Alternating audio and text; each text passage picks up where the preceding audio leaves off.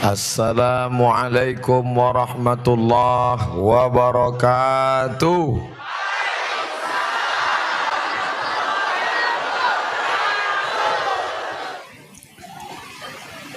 Anak raja pergi ke Makkah, pergi Makkah membawa karbon. Sudah lama berceramah, baru ini diiringi mercon. Bersyukur kepada Allah dengan mengucapkan Alhamdulillahi Rabbil Alamin. Berselawat kepada Rasulullah dengan ucapan Allahumma Salli ala Sayyidina Muhammad wa ala ali Sayyidina Muhammad. Dalam tradisi Tionghoa Cina, mercon itu dinyalakan untuk mengusir hantu. Kalau nggak percaya tanya, saya punya tetangga orang Cina, jadi dihidupkan untuk mengusir hantu. Tapi ada teman saya, dia diundang oleh orang Cina baca doa.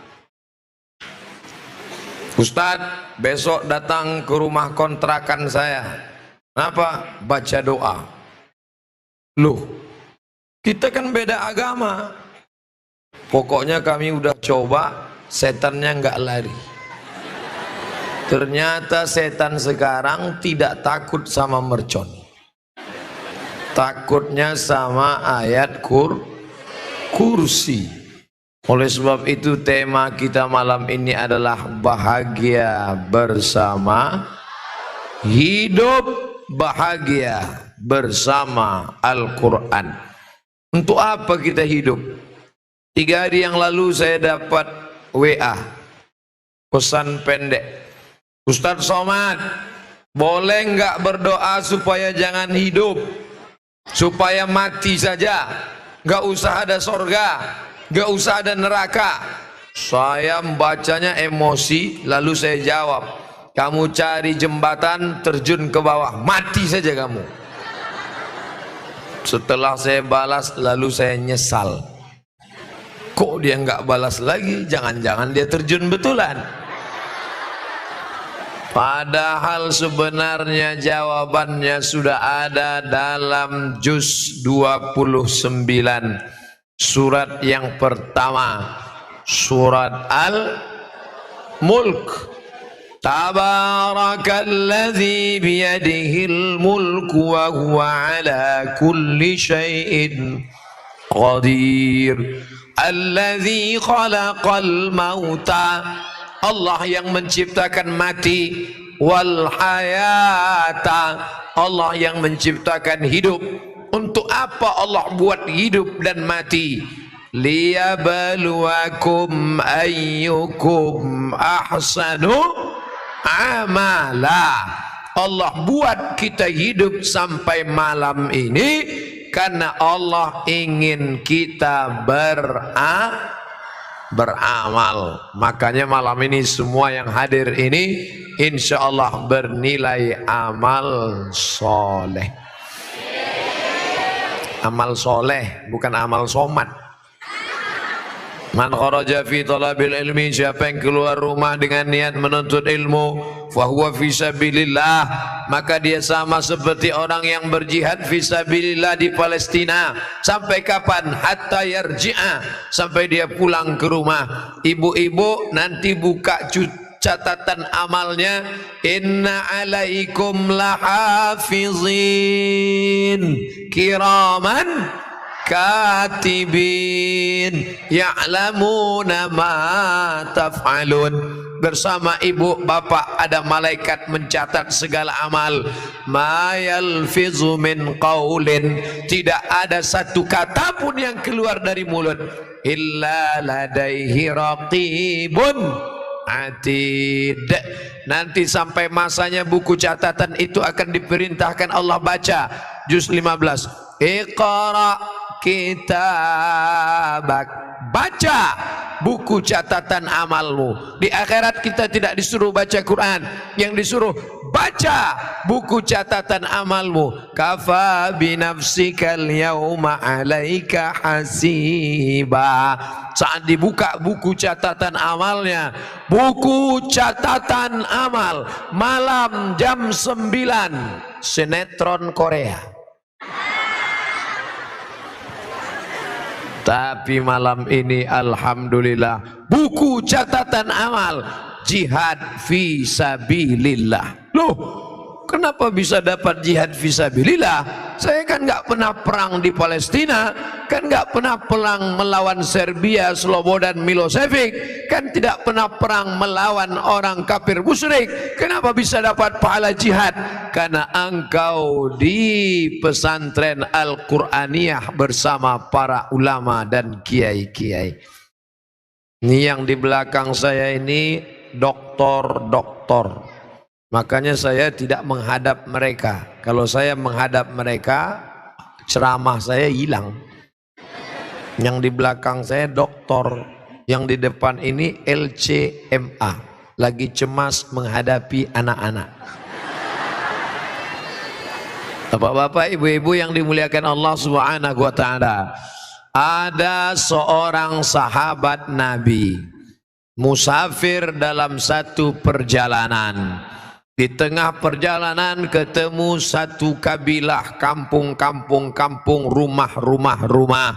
Ternyata di kampung itu ada orang gila.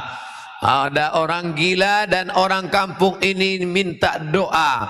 Hai kamu yang pernah jumpa Nabi Muhammad sallallahu alaihi, tolong doakan orang gila ini. Dia bingung karena dia tidak pernah diajarkan Nabi doa menghadapi orang gila. Saya pun seandainya diminta, Ustaz Somad tolong doakan ini. Yang tahu saya, Allahumma barik lana fima razaqtana wa qina azabannar. Ini menghadapi orang gila. Maka dia bacakan ayat Al-Quran sambil menahan air ludah. Bismillahirrahmanirrahim. Alhamdulillah rabbil alamin arrahmanir rahim maliki yaumiddin iyyaka na'budu wa iyyaka nasta'in shiratal mustaqim shiratal ladzina an'amta 'alaihim ghairil maghdubi 'alaihim waladdallin. Amin. Dia tahan sampai air ludahnya banyak. Bismillahirrahmanirrahim. Habis itu dia ludah. Dan orang gila itu sembuh. Riwayat ini ada dalam buku 37 masalah populer, ditulis oleh Abdul Somad LCMA. Ketika membahas tentang apakah kalau perbuatan itu tidak dibuat Nabi, apakah bid'ah? Karena ada orang sekarang mendefinisikan kalau tidak dibuat Nabi bid'ah. Itu perbuatan tidak pernah dibuat Nabi.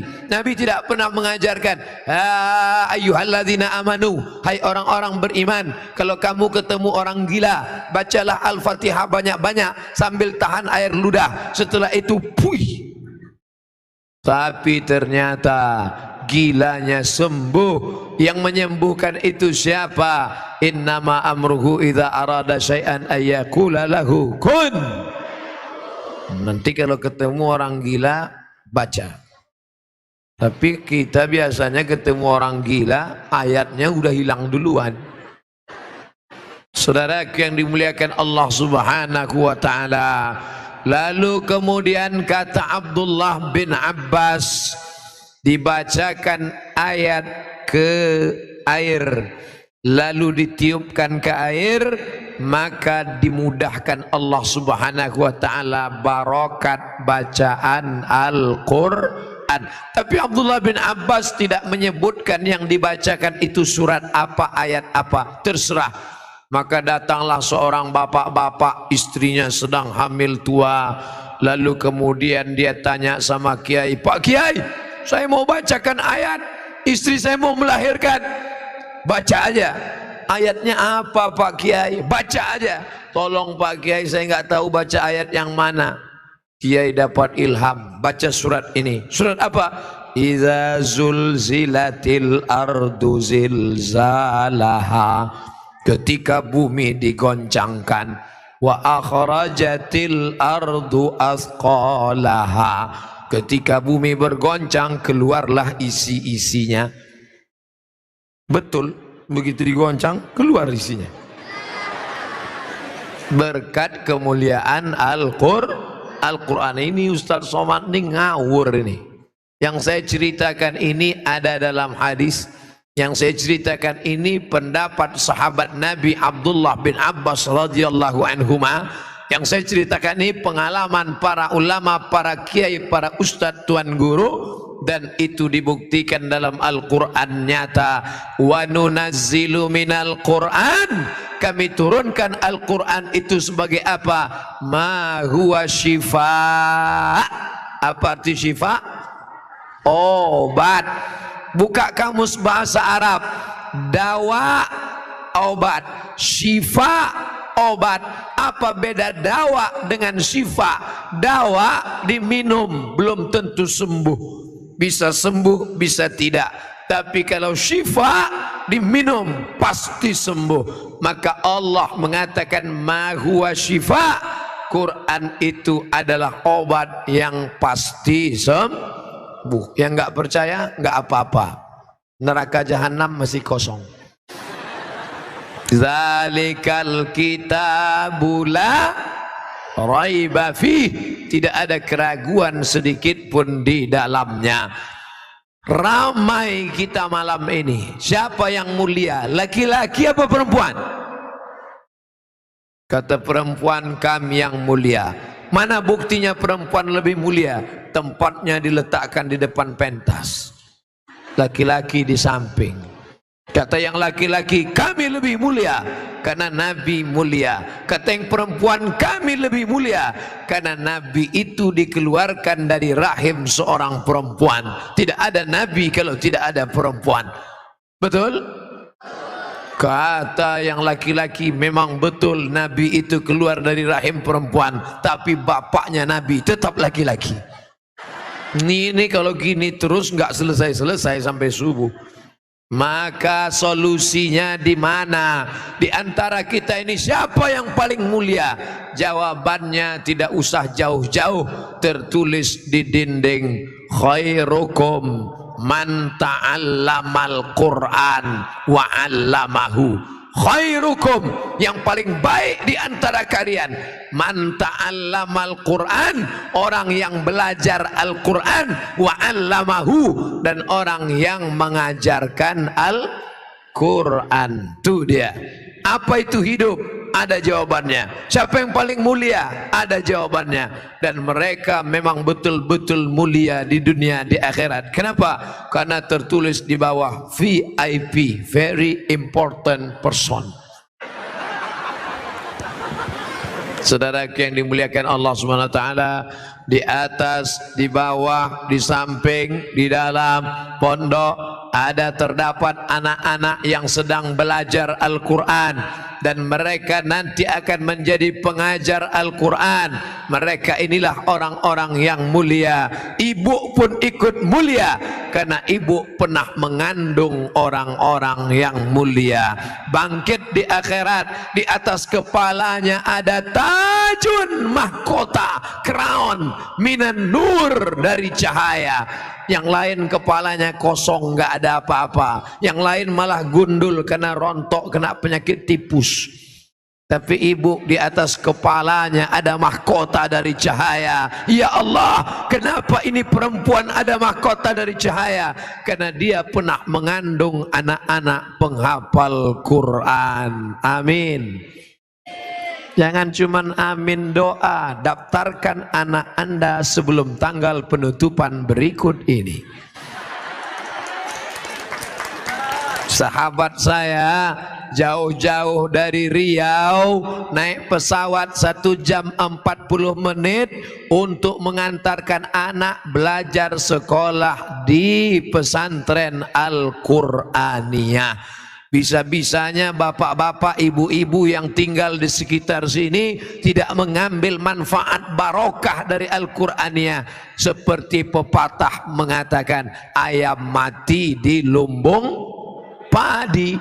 padinya banyak, tapi ayam bisa mati kelaparan. Kenapa? Karena dia tidak mau memakai paruhnya untuk mencotok padi. Maka ada ungkapan, jangan sampai rezeki dipatok ayam. Dulu rezeki dipatok ayam, sekarang bukan cuma dipatok ayam, lain-lain pun ikut mematoknya juga. Saudaraku yang dimuliakan Allah Subhanahu wa ta'ala, untuk apa anak kami jadi penghafal Quran? Saya nggak mau anak saya penghafal Quran, Pak Ustaz. Paling-paling nanti jadi imam tarawih. Saya nggak mau anak saya penghafal Quran, Pak Ustaz. Paling-paling nanti jadi guru ngaji. Saya nggak mau anak saya penghafal Quran, Pak Ustaz. Ini kalau ada orang ngomong begini, ini otaknya sungsang.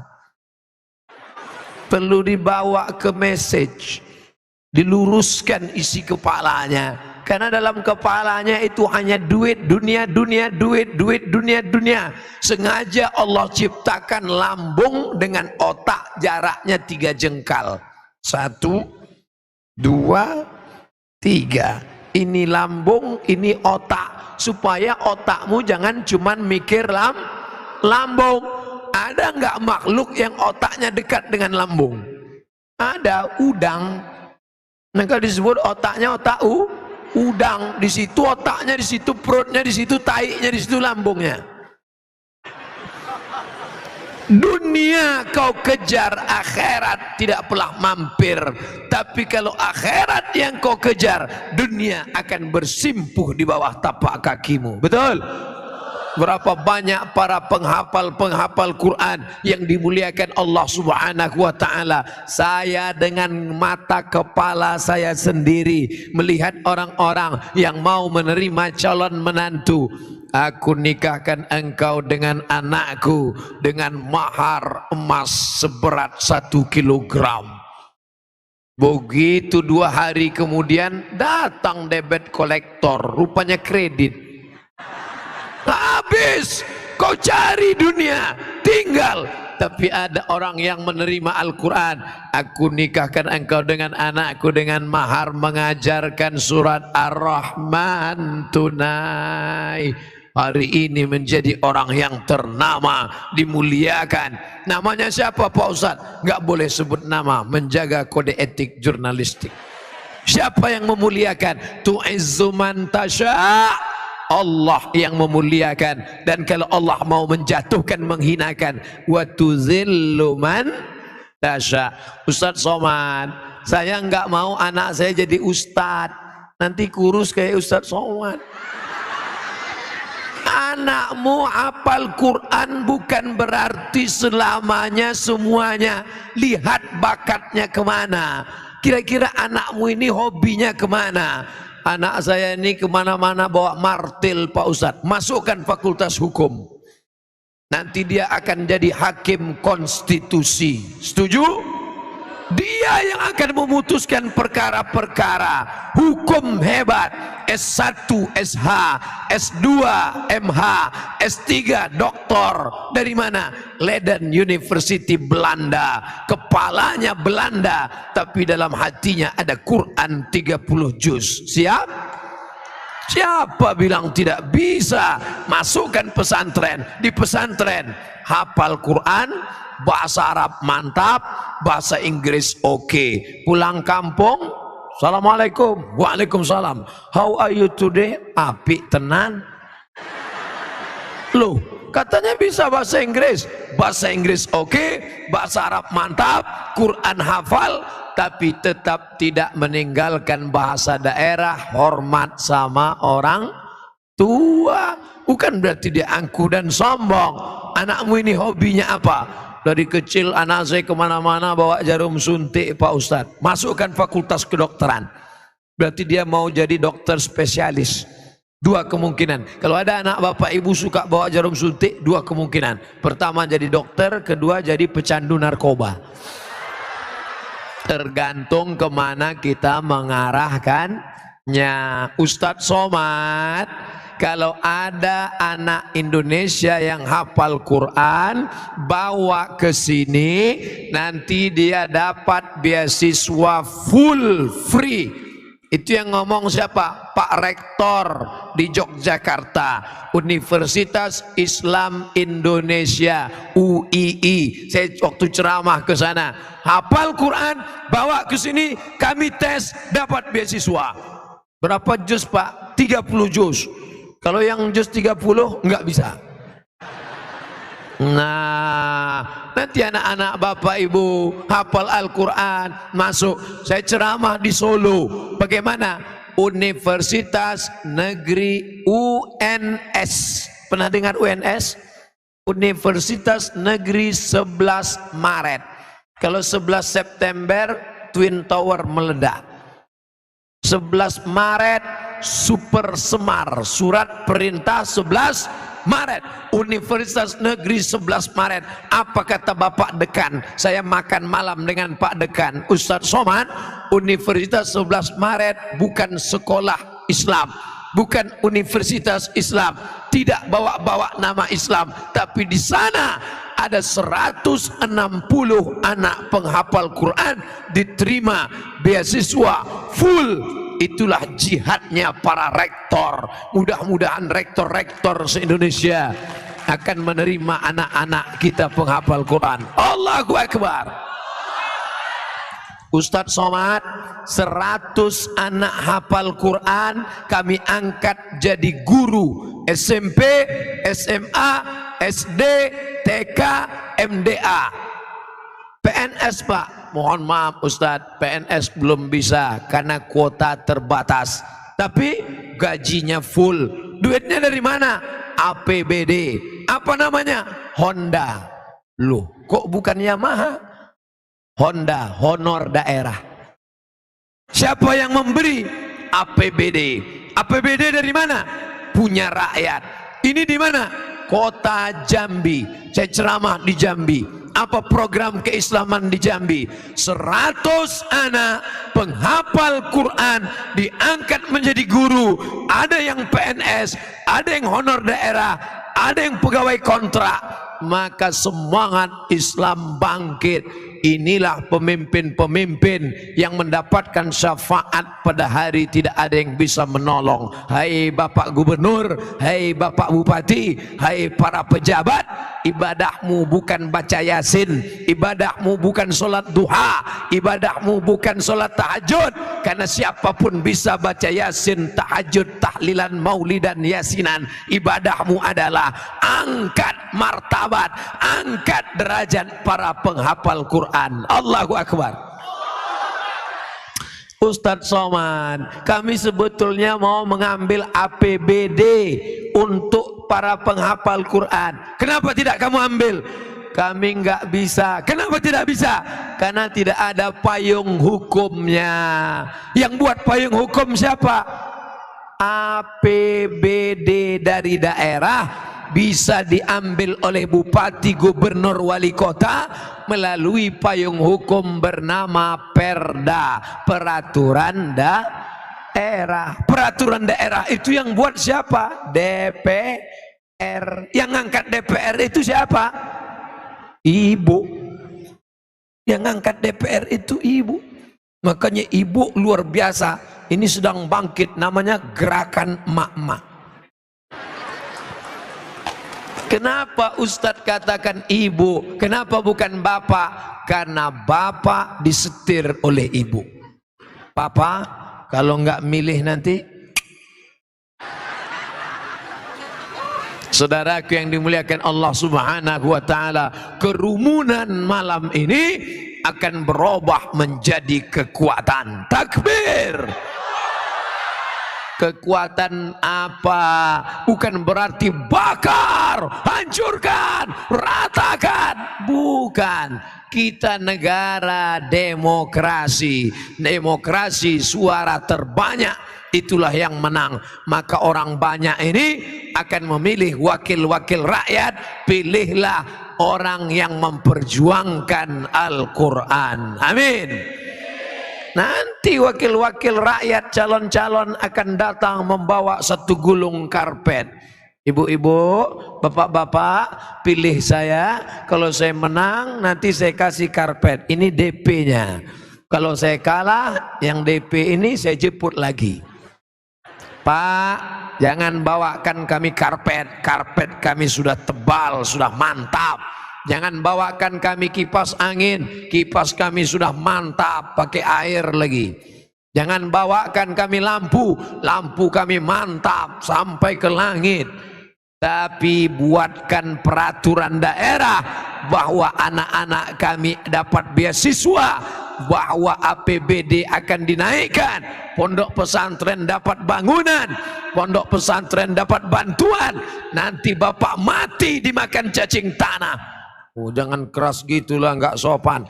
Bapak mati dimakan cacing tanah, maka pahalanya mengalir.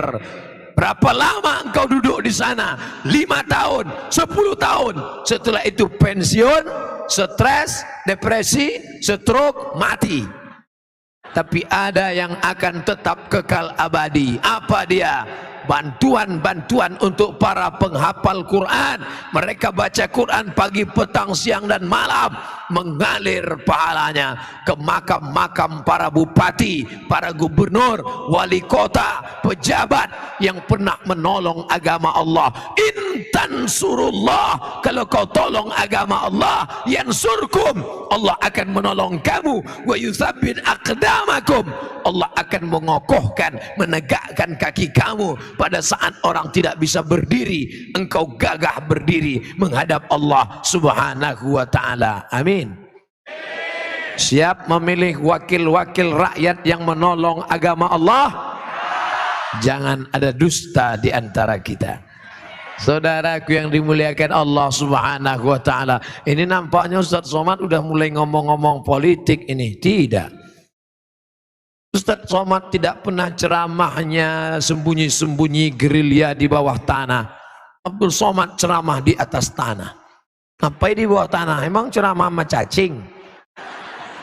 Yang dibicarakannya tidak pernah partai, tidak pernah bicara nama orang, tidak pernah bicara nama golongan, tidak pernah bicara nama ormas. Yang dibicarakan hanya menolong agama Allah dengan kekuasaan.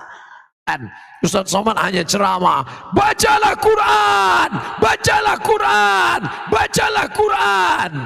Habis itu selesai.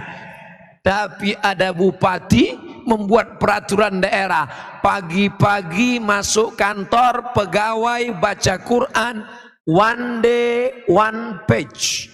Ada namanya odoj, one day one juz. Dia enggak, dia tawar one day one page, 1 hari 1 lembar, 1 hari 1 lembar saja selesai baca lembar. Bismillahirrahmanirrahim, lillahi ma fis samawati wa ma fil ardh. Maka orang yang di kantor itu sudah mendapatkan barokah. Wa idza quri'al Quran, kalau Quran dibacakan, fastami'u lahu, dengar baik-baik, wa ansitu, diam, la'allakum turhamun,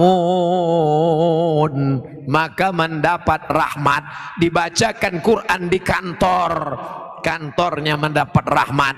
Dibacakan Quran di rumah, rumahnya mendapat rahmat. Bayangkan ibu punya anak hafal Quran, 1 hari dia ulang 2 juz, 1 bulan dia khatam 2 kali, 1 tahun dia khatam 24 kali, maka mengalir pahalanya setelah ibu meninggal. Tanpa dia bacakan untuk almarhumah ibu, untuk almarhum bapak, tanpa dia baca, otomatis, automatically mengalir. Maka wakafkan anakmu. Anakmu berapa? Anak saya do re mi fa sol la si do sol fa mi re do. Wakafkan 1 anak untuk menjadi para penghafal Quran. Amin. Bapak Ibu yang dimuliakan Allah subhanahu wa ta'ala, hidup bahagia bersama Quran. Orang selalu mengaitkan keberhasilan dengan titel. S1 berhasil, S2 sukses, S3 mantap, profesor hebat. Tapi kebahagiaan letaknya di dalam hati. Maka banyak orang berhasil tapi tidak bahagia. Betul? Siapa orang berhasil tidak bahagia? Tuh, angka bunuh diri terbesar di dunia bukan di Jakarta, bukan di Indonesia. Angka bunuh diri terbesar di dunia Eropa, Amerika, Jepang. Orang Jepang kalau stres dia ambil samurai, harakiri gerak, mati. Stres, depresi. Kenapa? Allah berfirman dalam Al-Quran, orang-orang yang jauh dari Al-Quran bagaimana hidupnya? Ka'annama yas'adu fis sama, seperti naik ke langit. Gimana seperti naik ke langit? Ayat ini turun sebelum pesawat ditemukan. Orang yang hatinya sempit, dia hidupnya seperti naik ke langit. Bapak ibu yang naik pesawat take off, terasa dada menyempit. Makanya saya kalau naik pesawat di samping ada anak kecil stres saya. Karena waktu naik itu anaknya nangis. Mau marah bapaknya seram, nangis. Kenapa? Telinganya terasa peka, tuli, kepalanya pusing, mata berkunang-kunang, dada sempit. Begitulah mereka stres, depresi. Makin besar kota metropolitan, makin stres, makin depresi. Makanya banyak karaoke, diskotik, night club, karena ingin mencari ketenangan. Masuk karaoke nyanyi pop, kemesraan ini enggak juga tenang. Lagu dangdut, jatuh bangun aku mengejarmu, enggak juga tenang. Lagu metal, enggak juga tenang. Power metal, makin stres. Makan pil anjing gila, agak tenang. Pakai sabu-sabu, super tenang. Akhirnya sakau, mati. Dalam keadaan su'ul khatimah. Orang barat naik mobil Mercy, naik mobil mewah, nggak bisa tidur, stres. Orang Islam naik metro mini malah kelewatan rumah.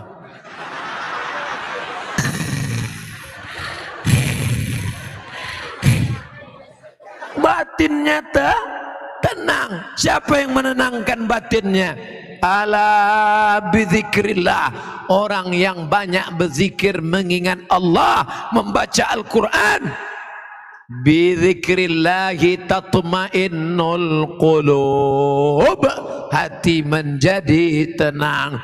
Pulang suaminya, uang belanja tidak ada, pergi pagi pulang petang, peras keringat banting tulang, yang dibawa cuman es krim. Kenapa buang? Dia jualan es krim, hujan dari pagi sampai sore. Istrinya nggak stres. Mama, apa boleh buat? Kita tidak dapat uang. Apa kata istrinya? Tenang aja mas, kita makan es ini bersama-sama. Sehat. Apa kata suaminya? So sweet mama. Hatinya tenang, karena dia sudah diajarkan dalam Al-Quran. Ma asaba min musibatin, tidak ada satupun musibah yang menimpamu di dunia, di akhirat, melainkan sudah disebutkan Allah dalam Lauhil Mahfuz, sudah tertulis sebagai takdir. Kita hanya berusaha, berdoa, tawakal. Datang baik, alhamdulillah. Datang yang baik, astaghfirullah. Astaghfirullah Rabbal baraya, astaghfirullah minal khataya. Man lazimal istighfar, siapa yang banyak-banyak beristighfar, 3 janji Allah. Ja'alallahu lahu min kulli dhiqin makhraja, setiap kesempitan hatinya diberikan kelapangan. Wa min kulli hammin faraja, setiap masalahnya diberikan solusi, jalan keluar. Wa razaqahu min haitsu la yahtasib, dia diberi rezeki dari jalan yang tidak disangka-sangka. Wastaghfiru rabbakum, Allah memerintahkan dalam Al-Quran, mintalah ampun kepada Allah atas segala silap dan salah. Saya nggak ada salah, saya nggak pernah silap, saya nggak pernah lupa. Kalau ada orang bicara begitu ibu, kalau ada orang ngomong begitu bapak, saya nggak pernah salah, saya nggak pernah lupa, saya nggak pernah silap. Saat itu dia sedang silap, salah dan lupa. Kenapa?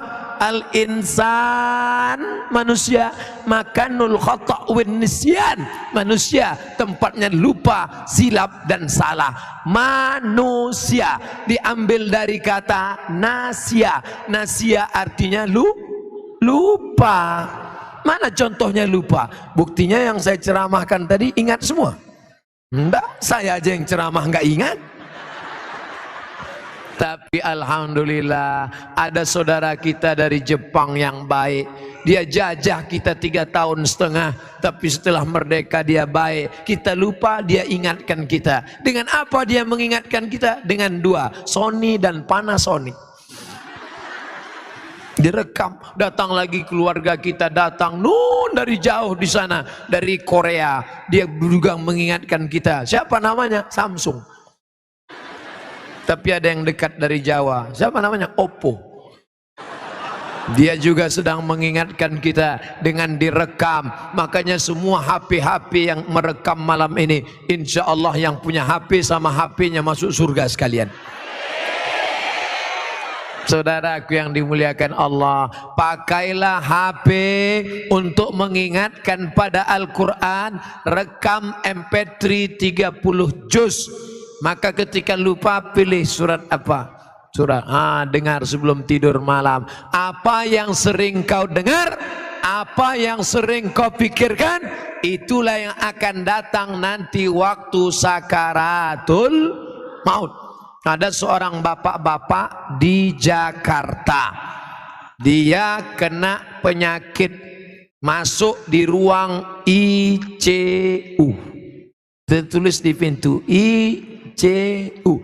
Saya menulis seperti tulisannya ICU. Belakangan saya baru tahu arti ICU. I see you, you don't see me. Aku bisa ngelihat lo kagak bisa ngelihat gua.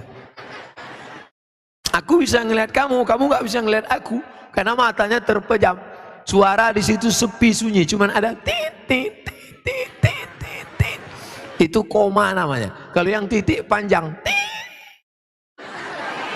Tidak ada suara lain, sepi sunyi. Apa kata dokter? Keluarganya ada. Sini keluarga, bawa bapak ini karena sudah tidak bisa tertolong lagi. Bawa pulang ke rumah. Ketika alat mau dicabut, tiba-tiba si bapak bangun dan sadar. Dokter terkejut, sadar, keluarga pun heran. Dan mereka bertanya, Bapak, dalam tidur komamu tadi apa yang kau lihat? Dalam bayanganmu itu apa yang kau tampak di matamu? Apa kata si bapak mengaku? Saat saya koma itu tiba-tiba ada yang datang. Siapa yang datang? Ustadz Somad. Apa kata Ustadz Somad? Tiba-tiba Ustadz Somad bertanya kepada saya, kapan tablik akbar? Dan saya pun terbangun. Akhirnya dia sehat, dia buat tablik akbar, dia menjadi ketua panitia. Saya diundang ceramah kemarin di kampung halamannya. True story, kisah nyata. Dia banyak, Ustadz Somad, saya memang melihat Ustadz nyata waktu di rumah sakit itu. Saya heran, saya waktu itu nggak di Jakarta. Kok bisa dia ngelihat saya? Saya tanya pelan-pelan, Bapak selalu dengar ceramah saya? Iya Pak Ustadz, selalu ngelihat di TV. Betul Pak Ustadz, TV mana? TV One, memang beda. Bapak selalu lihat di internet? Selalu Pak Ustadz, di channel mana? www.youtube.com. Bapak kalau mau ke kantor dengar apa dari rumah ke kantor? Dengar ceramah Ustadz MP3. Sampai di tempat kerja saya buka HP, saya buka laptop, dengar lagi. Sebelum tidur di rumah, sebelum tidur malam dengar ceramah. Baru saya faham, ternyata saat kita koma, saat kita di ruang ICU, saat kita di rumah sakit, yang akan datang adalah yang selalu kita dengar dan selalu kita pikirkan. Karena si bapak selalu dengar pengajian, karena selalu bapak dengar ceramah, maka yang datang Abdul Somad. Bayangkan kalau dia selalu dengar lagu India. Kira-kira yang waktu koma itu yang datang siapa? Amitabh Bachchan, Shahrukh Khan, Sanjay Dutt, Hema Malini, Rani Mukherjee. Hafal juga Pak Ustaz. Tiba-tiba pas dia sedang koma itu nampak langsung tulisan, bukan tetet, bukan apa.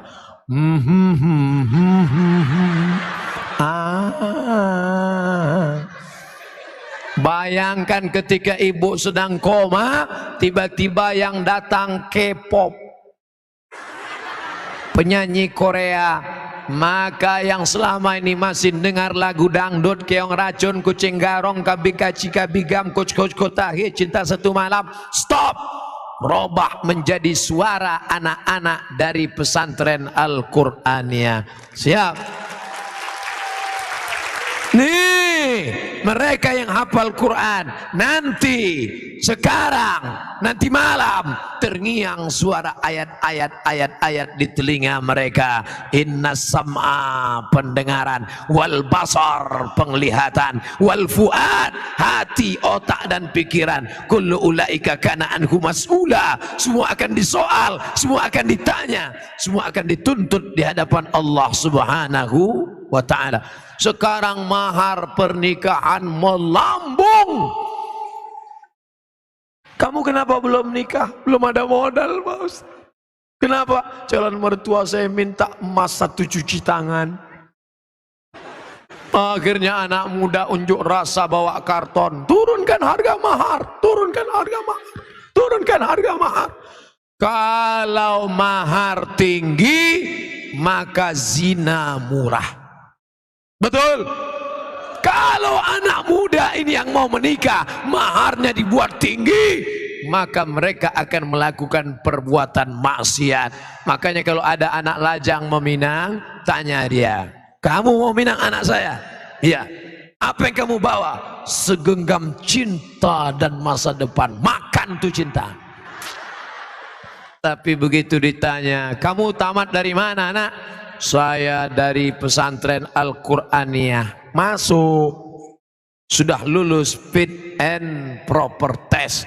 Jangan sampai di hari yang baik, bulan mulia itu, mestinya calon mertua bertanya dengan lembut, namamu siapa, nak? Siapkah engkau menikah? Tapi hari itu pertanyaannya kasar. Ya masa aku nikahkan aku dengan anakku, jangan datang lagi. Kenapa marah? Karena MBA, married by accident. Nauzubillah, nauzubillah. Tidak mungkin para penghafal Quran melakukan itu. Tidak mungkin adik-adik anak-anakku yang berjilbab melakukan itu. Karena mereka terjaga di pondok pesantren. Dijaga. Ibu tidak bisa menjaga anak-anak ibu. Mereka akan keluar, mereka akan ke mall, mereka akan jalan-jalan, mereka akan nonton. Siapa yang bisa menjaga? Tembok pondok pesantren 6 tahun dibina, dididik, hafal Quran. Keluar mereka menjadi muslim muslimah yang baik-baik. Emangnya bisa kita jaga anak kita? Mana bisa. Bapak pergi pagi, anaknya masih tidur. Bapak pulang malam, anaknya sudah tidur. Jarang pulang. Namanya siapa? Pak Toib. Maka yang bisa menjaga, mendidik adalah para kiai, ustadz, guru. Digugu, ditiru. Mereka hafal Quran. Bapak enggak hafal Quran. Mereka 30 juz di kepala mereka. Dipejamkan mereka matanya, kelihatan Al-Quran mengalir di depan matanya. Al-Fatihah, Al-Baqarah, Ali Imran, An-Nisa, Al-Ma'idah. Coba bapak pejamkan mata, apa yang nampak? Ayam penyet. Saudaraku yang dimuliakan Allah Subhanahu wa ta'ala, maka tidak ada jalan cara menyelamatkan anak kita. Pondok pesantren benteng terakhir NKRI, merdeka.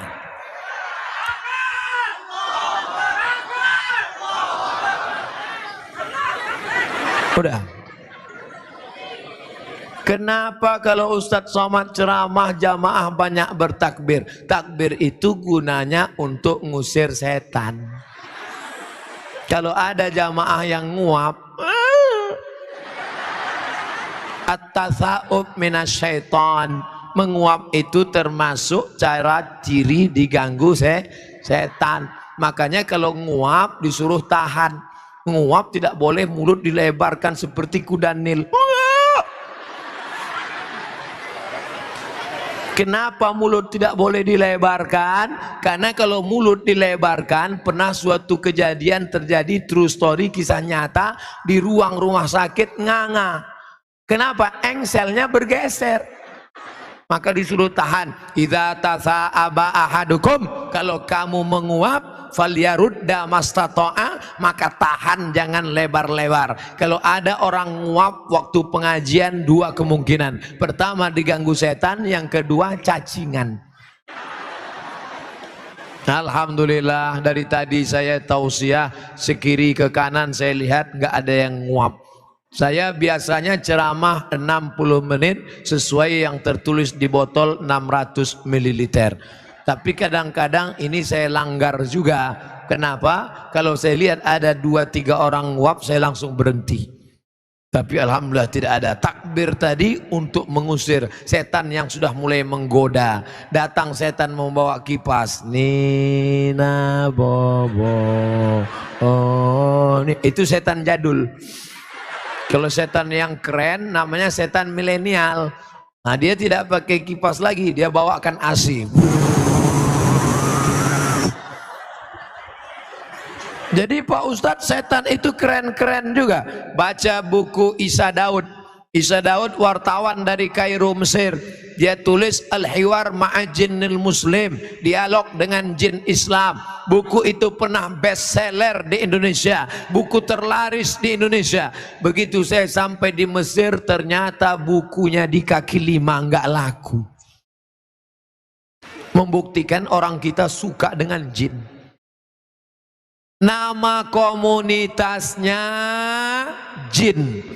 Jin terbagi dua, jin muslim dengan jin kafir. Jin kafir namanya setan, induknya namanya iblis, GM-nya general manager.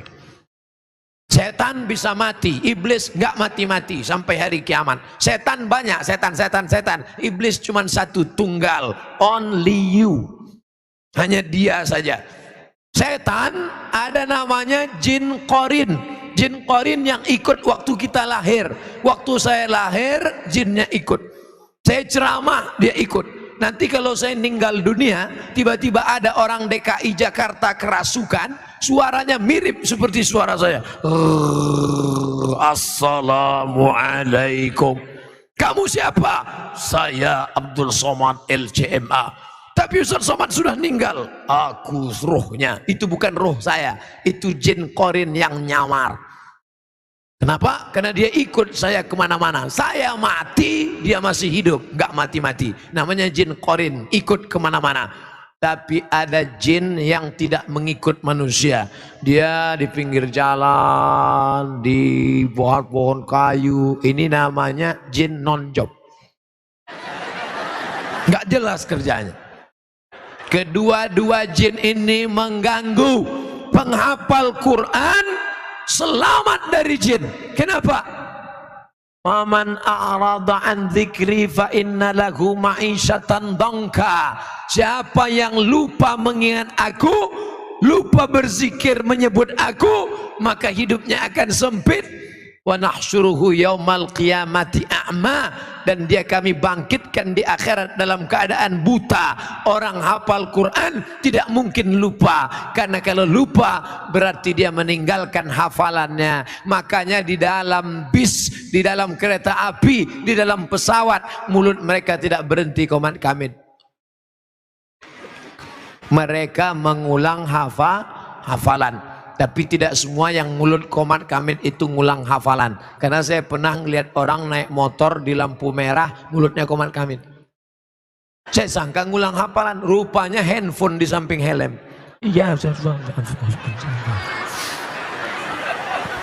ngobrol. Berapa lama engkau hidup? 24 jam, 8 jam. 24 jam, 12 jam siang, 12 jam malam, kali 2, 24 jam, 24 jam bagi 3, 8 jam tidur. Kalau nggak tidur 8 jam kena penyakit 5L, lemah, letih, lesu, letoy, loyo, lunglai. 8 jam kerja, masuk jam 8 pagi, pulang jam 4 sore. 9, 10, 11, 12, 1, 2, 3, 4. 8 jam kerja, 8 jam tidur. Yang 8 jam lagi kemana? Box office, Real Madrid, Barcelona, Twitter, BBM, WhatsApp, Instagram, Telegram, miligram, kilogram. Ngobrol, habis energi. Di akhirat akan dituntut di hadapan Allah. Tapi mereka yang hafal Quran tidak ada waktu untuk bicara. Bicara mereka adalah kalam Allah. Cobalah Bapak Ibu datang ke sini, lihat anak-anak pas lagi duduk ngapal Quran. Coba ajak mereka ngobrol. Nah, sudah berapa lama di sini? Bismillahirrahmanirrahim. Yasin wal Qur'anil Hakim. Innaka laminal mursalin. Assalamualaikum. Salamun ala manattaba'al huda. Mereka adalah orang-orang yang kata-katanya adalah kalam Allah, yang ucapannya adalah sabda Rasulullah, diamnya fikir, geraknya zikir, matanya melihat Al-Quran, telinganya mendengar Al-Quran, sebelum tidur malam ngulang hafalan Quran, bahkan mengigaunya pun Al-Quran. Saya nggak percaya nih Pak Ustadz. Kalau nggak percaya, coba aja tidur 1 malam di sini. Minta izin sama Pak Kiai, pasang CCTV, rekam bagaimana mereka para penghafal Al-Quran.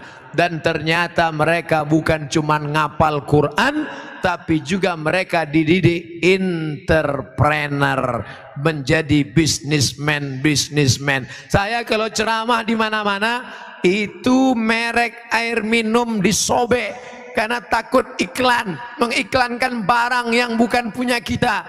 Tapi di sini tempat air minumnya tidak disobek. Mohon izin Pak Kiai.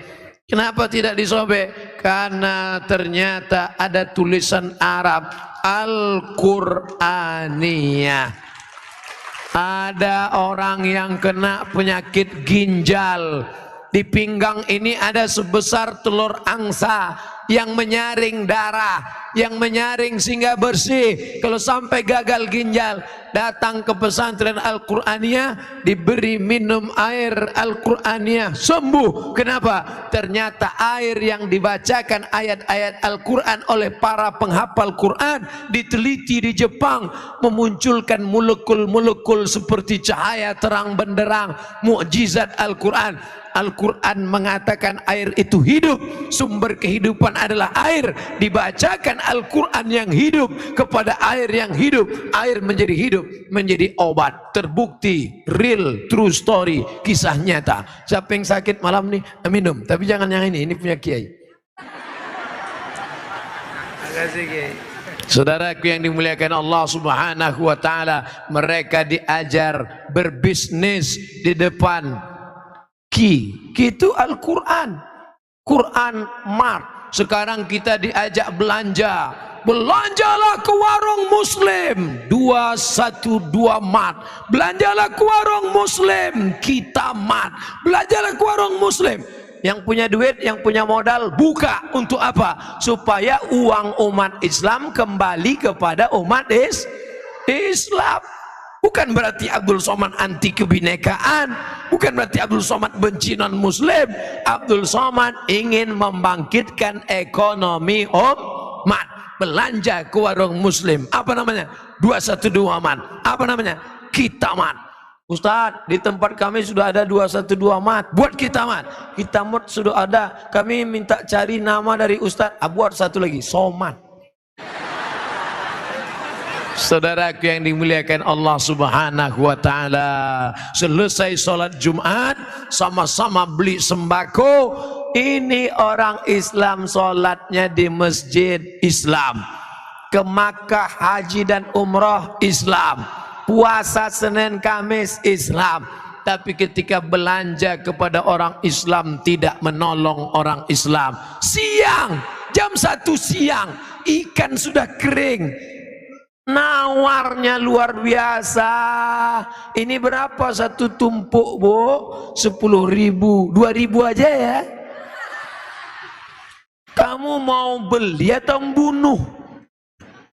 Anaknya mau sekolah, dia belum bayar kontrakan. Menunjukkan engkau kaya bukan dengan cincinmu yang banyak, menunjukkan kaya bukan dengan mukenamu yang 7 warna, menunjukkan engkau kaya bukan dengan rumahmu yang besar, menunjukkan engkau kaya adalah menolong saudaramu dengan membangkitkan ekonomi umat. Pesantren sumber daya umat, membangkitkan ekonomi umat, air minumnya, makanannya, produk cemilannya.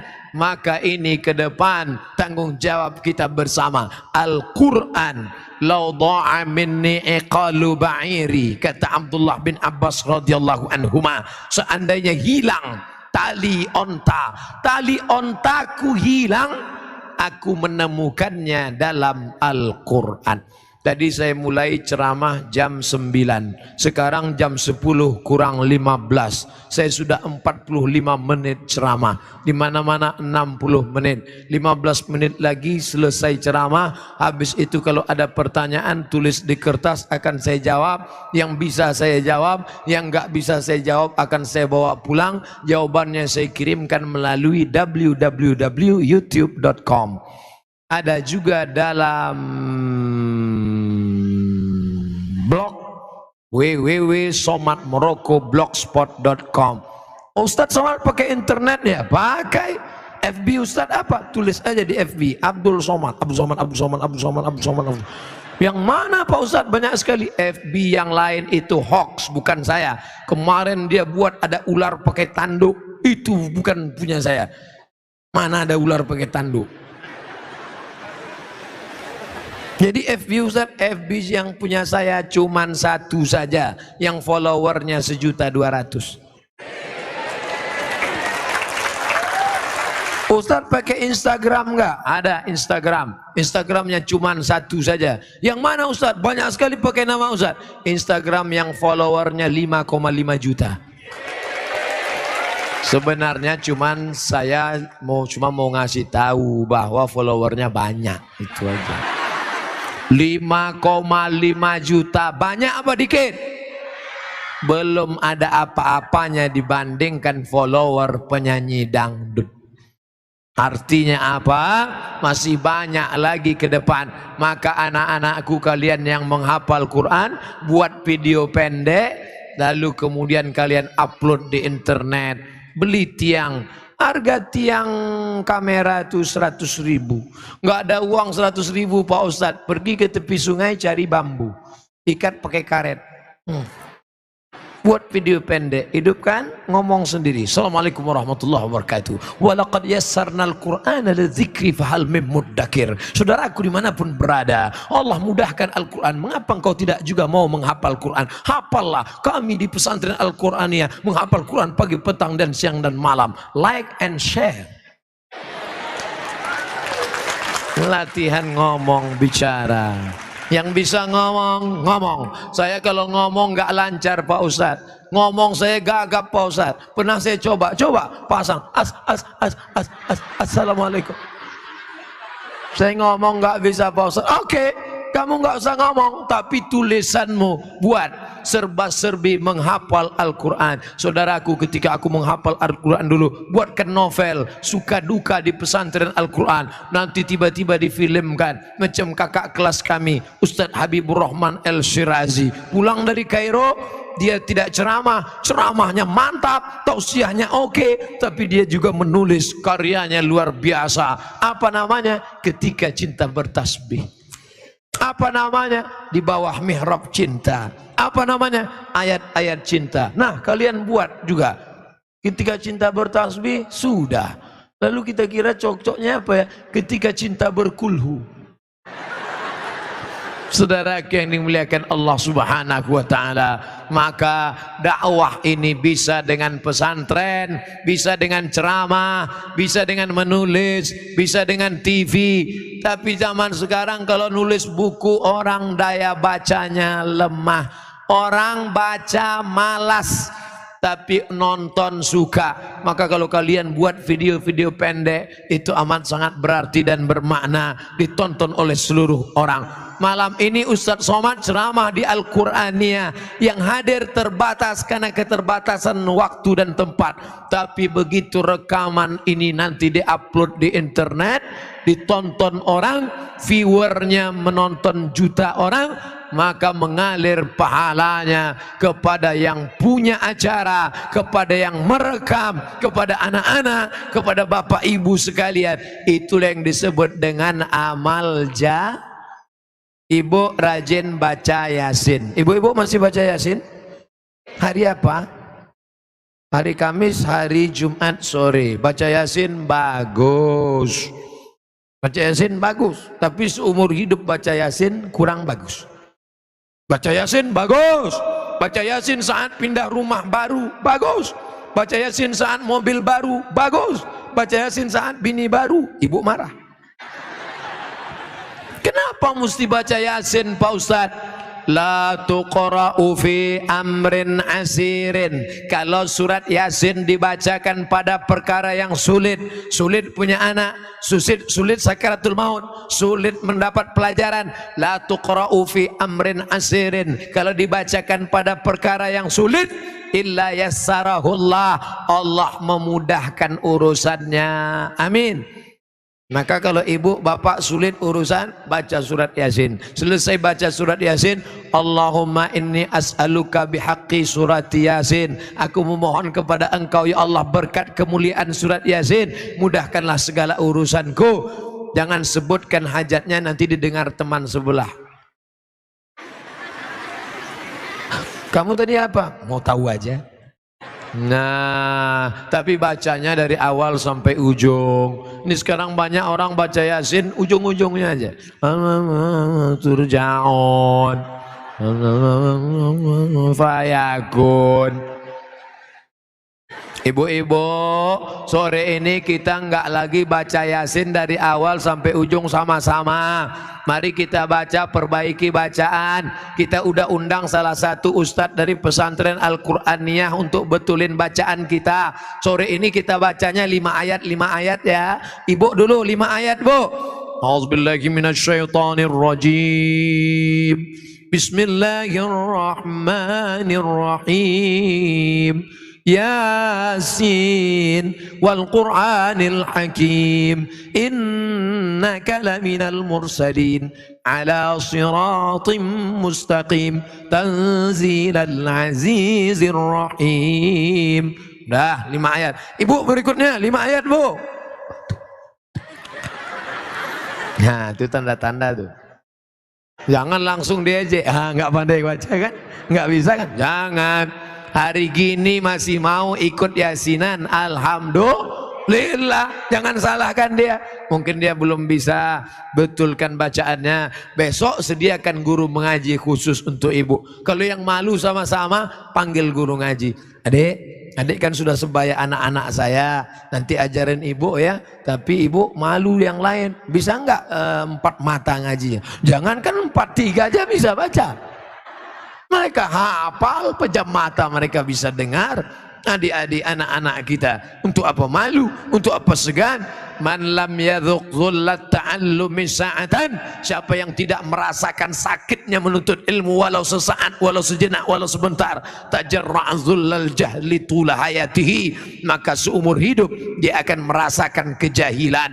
Mulut yang tidak pernah membaca Al-Quran, rumah yang tidak pernah diisi Al-Quran, kal baitil kharib, seperti rumah yang roboh, yang hancur. La taj'alu buyutakum qubura, jangan jadikan rumah kalian kuburan, karena tidak ada Al-Quran di dalamnya. Di dalamnya ada Quran, tapi Quran akad nikah 30 tahun yang lalu, diletakkan dalam kain sutra, dibungkus dengan kayu jati, dipaku 4 pojok, nggak pernah dibuka sampai mati. diletakkan di ruang tamu. Setiap tamu yang masuk ke ruang tamu berdecak kagum melihat Quran yang indah seperti melihat kucing. Ini apa nih? Itu akad nikah kami dulu. Ini rekaman videonya, ini gambarnya, ini akad maharnya. Iya, pernah dibuka. Saya sampai sekarang orangnya suka penasaran. Gimana ceritanya orang nikah pakai mahar Al-Quran? Memangnya Ustadz dulu nikah maharnya apa? Sebentuk cincin emas tunai. Lalu orang pakai Quran ini gimana ceritanya? Saya cari baru dapat. Rupanya hadisnya begini ceritanya. Siap mendengarkan? Saya nanya, kalau dari bunyinya tadi siap. Tapi kalau siap mendengarkan, terserahlah Pak Ustadz, yang penting cepat selesai. Jadi ceritanya Nabi sedang tausiah. Begitu Nabi sedang tausiah, tiba-tiba berdiri seorang perempuan. Berani dia. Apa kata dia? Inni wahabtu laka nafsi. Inni wahabtu laka nafsi. I give myself for you. Kuberikan diriku untukmu ya Rasulullah. Dia mau menjadi istri Nabi dan diberikannya dirinya. Aku untukmu ya Rasulullah. Nabi diam, no comment. Karena Nabi terlalu lama diam, akhirnya tegak seorang laki-laki. Ya Rasulullah, kalau engkau enggak mau, untuk aku aja. Kata Nabi, serius ente mau sama dia? Iya.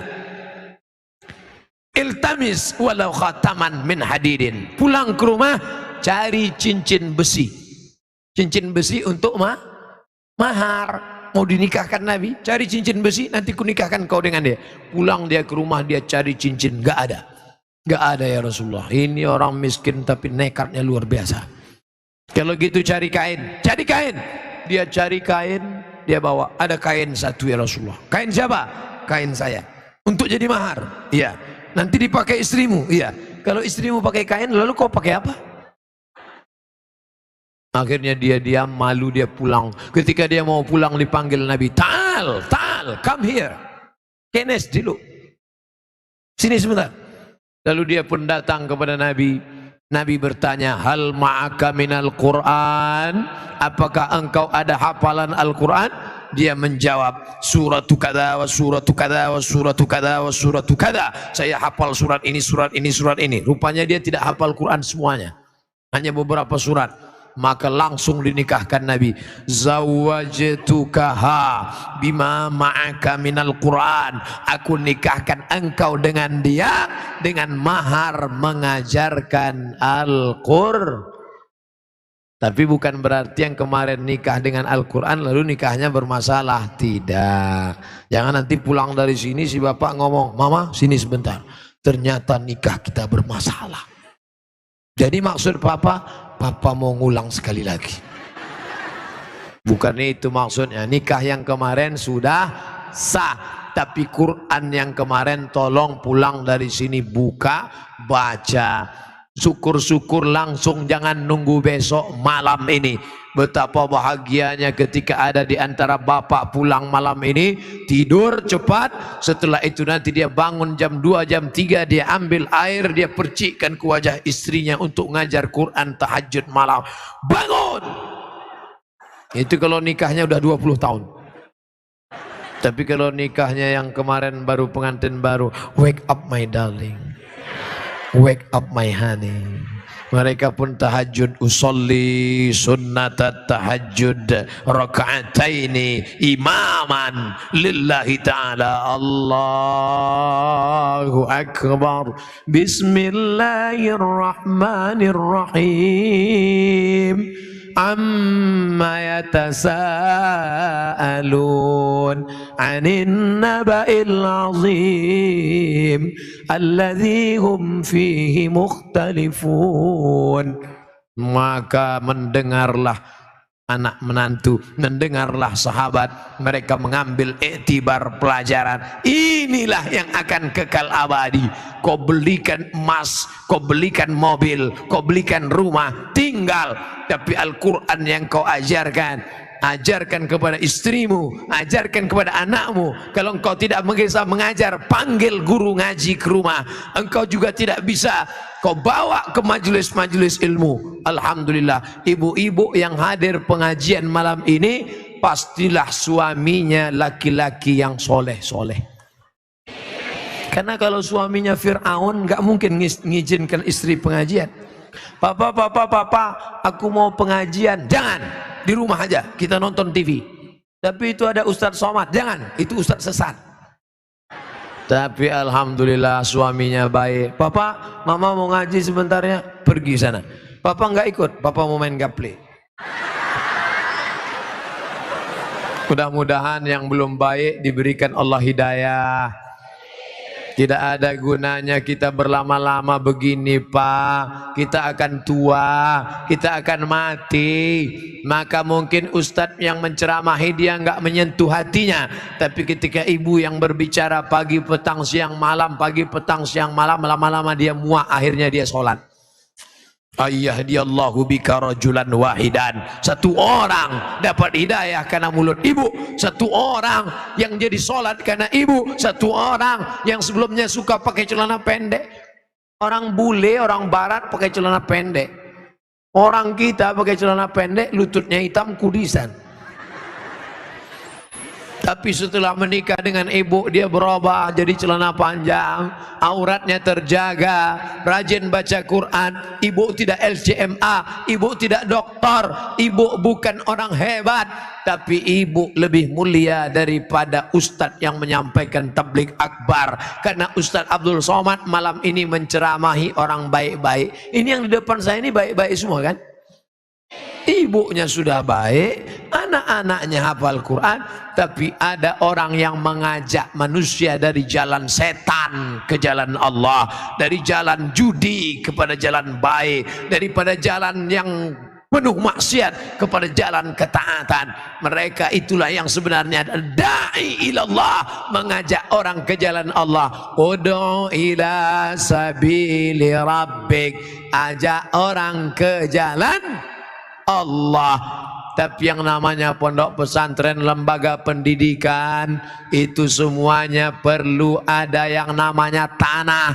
Tanah yang luas tinggal, tapi tanah wakaf inilah yang akan menjadi kekal abadi. Siapa yang mewakafkan tanah, siapa yang mewakafkan semen, siapa yang mewakafkan kosen pintu, siapa yang mewakafkan atap, siapa yang mewakafkan lampu, siapa yang mewakafkan AC, maka ibu, bapak besok segera datang ke pondok pesantren, ke sekolah MDA, ke panti jompo yatim, tanya, Assalamualaikum Kiai. Waalaikumsalam. Berapa kursi yang patah, berapa whiteboard yang rusak, berapa anak yatim yang belum bayar uang sekolah?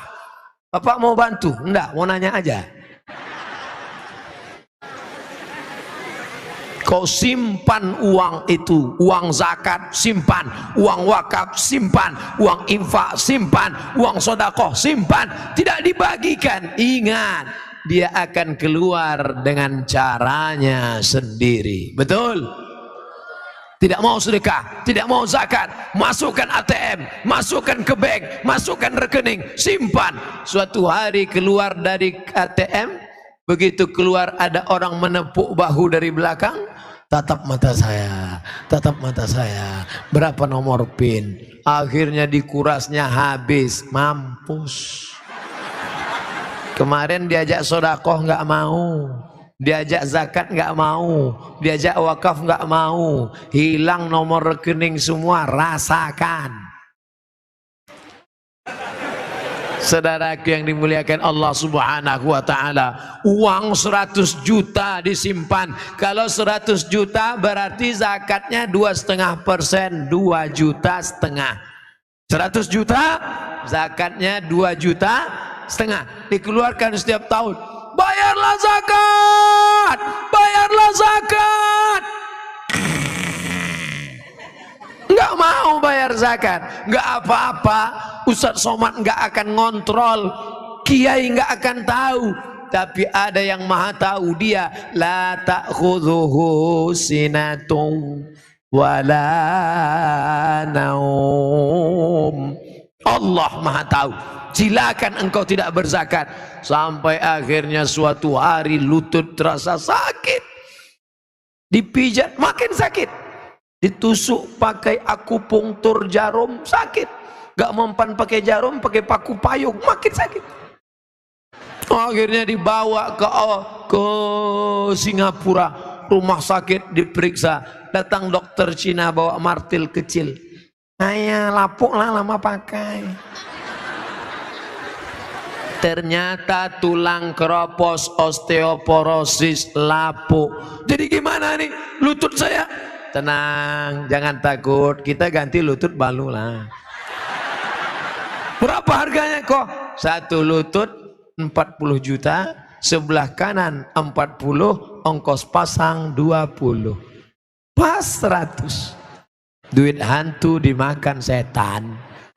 Coba dulu kalau 100 itu kau buatkan satu lokal 100 juta, belajar anak-anak di dalam Ar-Rahman, Allamal Quran, amma yatasaalun, alif lam mim kaf ha ya ain. Mereka akan membaca Iqra, hafal Quran mereka. Kamu belajar di lokal itu ya? Iya. Hafalannya sudah berapa juz? 5.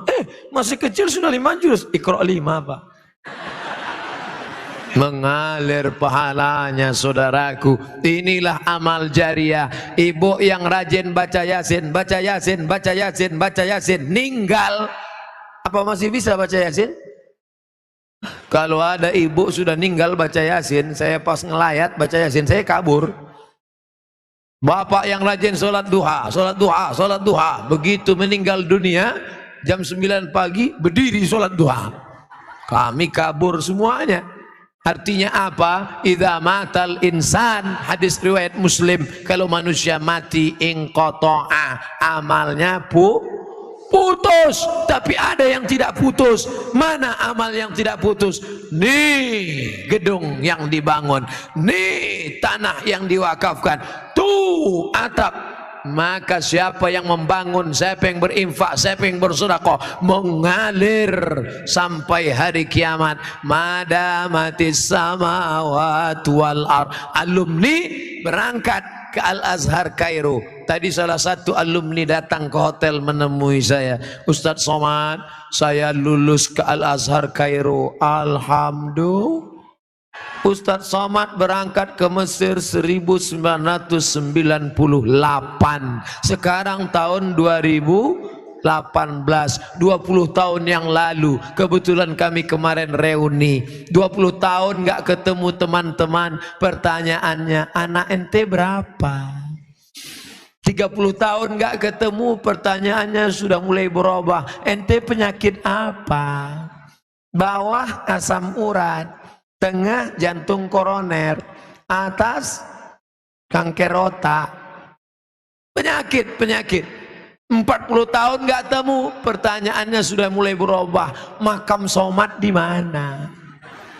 50 tahun nggak ketemu, pertanyaannya mulai berubah. Ente pakai pampers merek apa? Kita akan berubah Bapak Ibu. Ibu-ibu yang dulu muda, lalu kemudian layu, lalu kemudian kering, tua, meninggal dunia. Yang kekal abadi itu apa? Kalau pernah engkau berinfak, berzakat, berwakaf, bersedekah, itulah yang akan menolong di hadapan Allah. Makan, kuliner, masak banyak. Akhirnya apa? Ma'akal tafa'afnaita, yang kau makan busuk, basi, busuk. Wa malabista fa'ablaita, yang kau pakai, beli baju, beli ini sampai 3 lemari. Sekaya-kayanya orang bajunya cuma 3 lapis, singlet di dalam, baju luar tambah 3, cuman 1, 2, 3. Kalau ada sampai pakai 4 lapis, itu bukan kaya, demam. Sebanyak-banyaknya makan, paling banyak 3 kali tambuh sekali. Wah, nampaknya belum coba nasi kebuli, tambuh lagi. Nampaknya belum coba nasi goreng, tambuh lagi. Paling banyak 3 kali. Kalau sampai ada yang nambah 5 kali, ususnya bolong. Hidup ini cuma 2, makan pakai, mobil pakai, rumah pakai, pakai, makan. Habis itu hilang semuanya seperti debu yang diletakkan di tapak tangan, lalu kau hembus keras. Habaan mansura, yang kekal abadi. Oleh sebab itu al-kayyis, orang yang cerdas, smart. Ini HP-nya sudah smart. Apa namanya? Smartphone. HP cerdas, orangnya goblok.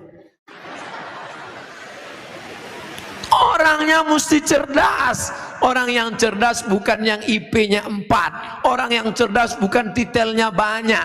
Yang cerdas itu siapa? Mandana nafsahu. Siapa yang bisa mengendalikan keinginan hawa nafsunya. Wa amila lima ba'dal maut.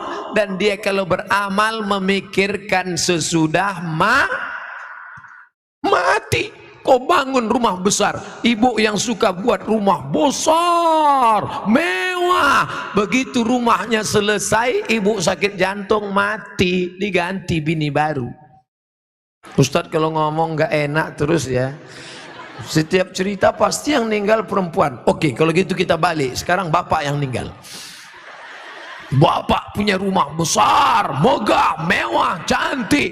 Begitu bapak meninggal, ibu dapat brownies, brondong manis, tinggal semuanya. Mobil besar tinggal, rumah besar tinggal, bini besar tinggal. Yang kekal abadi mana? Kalau pernah kau baca Quran, kalau pernah kau infak wakaf tanah, kalau pernah kau sekolahkan anak yatim, itulah yang akan menolong di hadapan Allah Subhanahu wa ta'ala. Ini akan menjadi kekal abadi insyaallah. Biasanya kalau kertas sudah datang, itu saya sudah ceramah 60 menit. Ternyata bukan 60, sudah 70 menit saya ceramah. Andai jam saya mati, saya tetap tahu bahwa saya sudah ceramah 70 menit. Dari mana? Dari rasa kesemutan kaki. Yayasan Pendidikan Islam Pondok Pesantren Al-Quraniyah, Pondok Aren, Tangerang Selatan. Masya Allah, lambang simbolnya Al-Quran dengan pena. Al-Quran dia hafal. Dan dia tidak hanya menghafal, dia menulis. Al-ilmu saydun, ilmu itu binatang buruan. Wal kitabatu qaiduhu, tulisan adalah pengikatnya. Qayyid suyudaka bil hibalil wasiqah, kalau kau dapat binatang buruan, ikat supaya jangan lepas, ditulis. Kenapa ibu bapak malam ini tidak ada yang nulis? Karena kami nggak perlu nulis Pak Ustadz. Terus kami sudah simpan di MP3. Mantap. Ustadz, apa hak suami terhadap HP istri?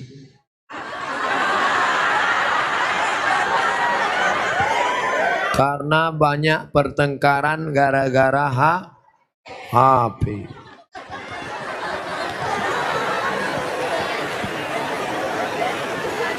Lima hak ibu terhadap bapak.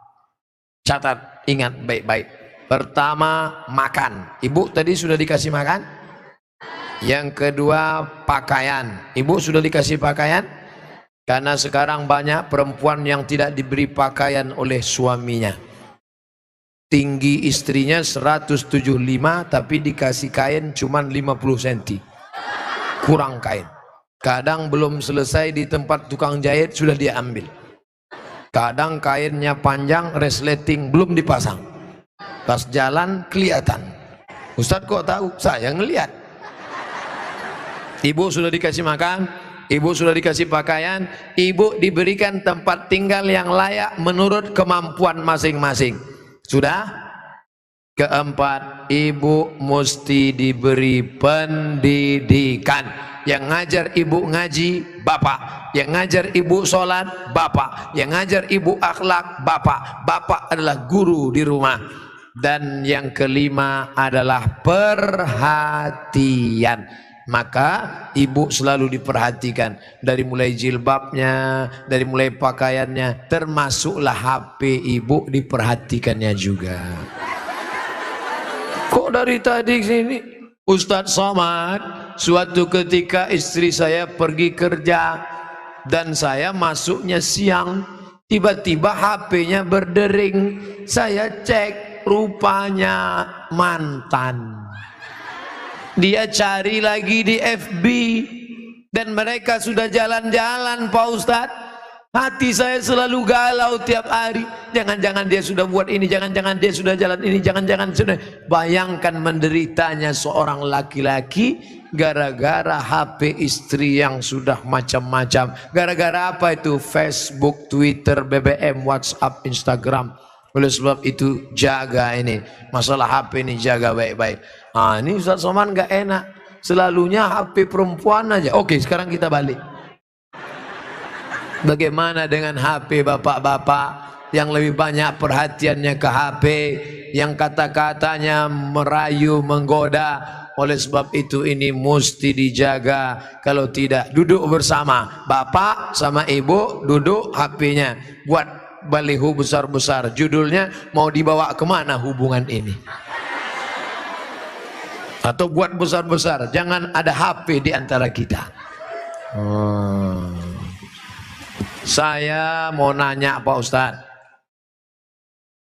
gimana caranya mengelola keuangan keluarga secara islami jika suami istri bekerja? Ar-rijal, lagi-lagi Al-Quran. Semuanya yang menyelesaikan masalah ini Al-Quran. Ar-rijalu qawwamuna 'alan nisa. Laki-laki menjadi pemimpin bagi perempuan. Bima anfaqu min amwalihim, karena mereka mengeluarkan nafkah biaya belanja. Makanya harta warisan laki-laki dapat 2 kali bagian perempuan. Ibu kalau 25, bapak dapat 50. Ibu kalau dapat 50, bapak dapat 100. Kenapa?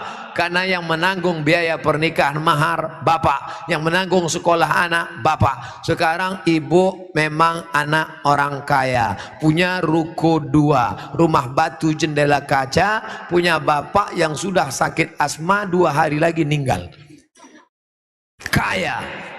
Si bapak juga punya duit yang sama. Bapak punya duit, ibu punya duit, menikah. Apa beda duit bapak dengan duit ibu? Dalam duit bapak ada hak ibu, tapi dalam duit ibu tidak ada hak bapak.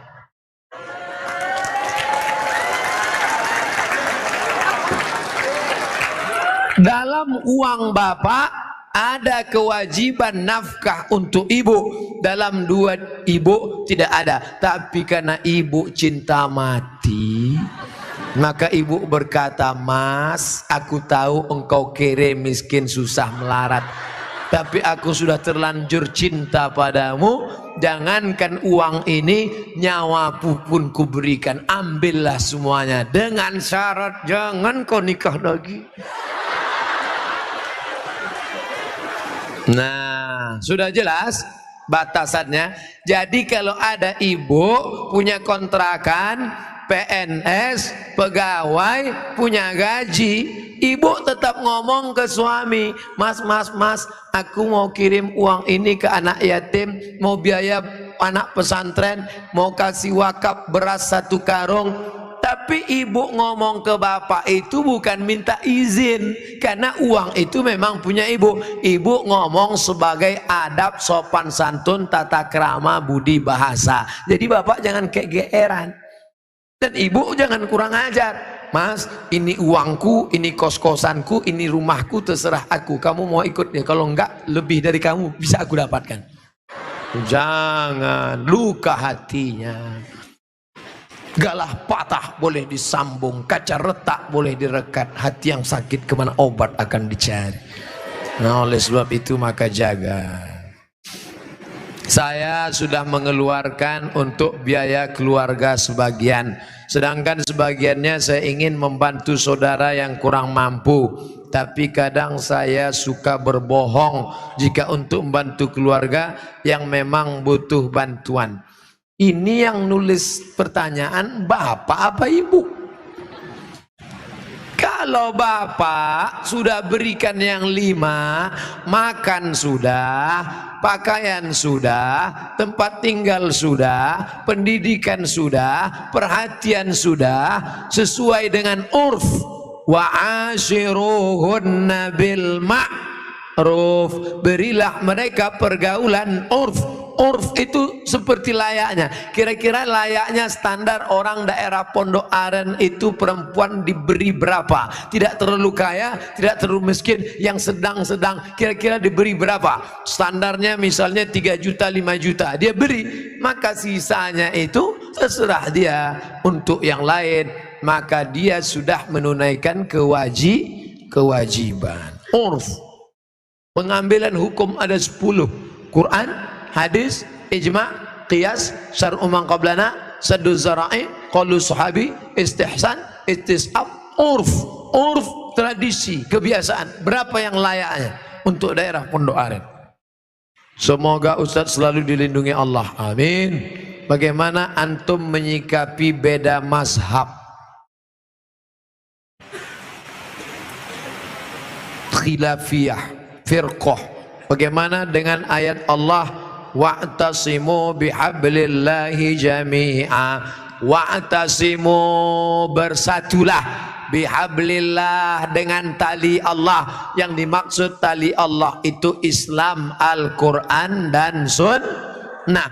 Adapun ijtihad ulama berbeda-beda, tapi kita di Indonesia sudah disepakati 3. Akidahnya Asy'ari, fikihnya Syafi'i, tasawufnya Sunni, Junaid al-Baghdadi dan Abu Hamid al-Ghazali. Saya ulang sekali lagi, Ahlussunnah wal Jamaah akidahnya Asy'ari, fikihnya Syafi'i, tasawufnya Sunni, Abu Hamid al-Ghazali dan Junaid al-Baghdadi. Maka kita pegang yang itu. Saya belajar di Maroko 2 tahun, mazhabnya Maliki.